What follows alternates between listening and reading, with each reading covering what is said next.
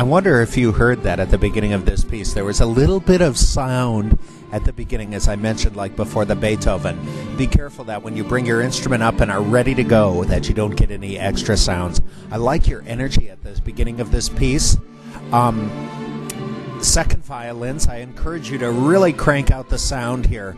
Second violins is always much harder to hear than first violins. You just have to know that because of where you sit in the orchestra.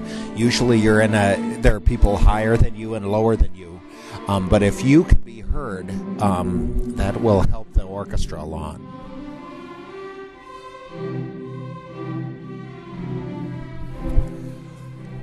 Here's a challenge for the whole orchestra. I challenge you to watch your conductor more. Not just to look up at your conductor, but also look up around the orchestra. Look at different sections. Look at your section leader. You know this piece well enough that you can look up.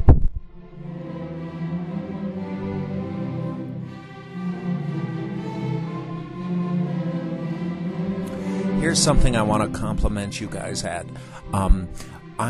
I see a few members of your orchestra who are really getting into your playing, and you're moving as you play.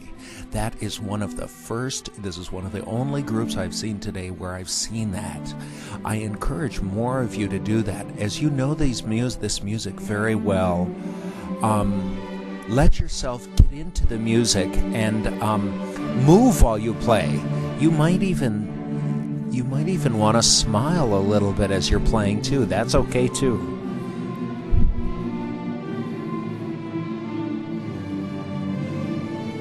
These short articulations are really tricky to get together. But again, if you look up and watch and listen across the orchestra, you can keep those cello staccatos and the violin staccatos together.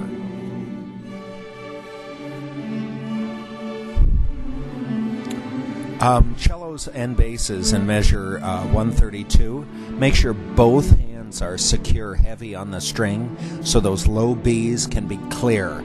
It's easy for that to sound kind of muddy and unfocused, and as clear as you can be can help that pitch to speak.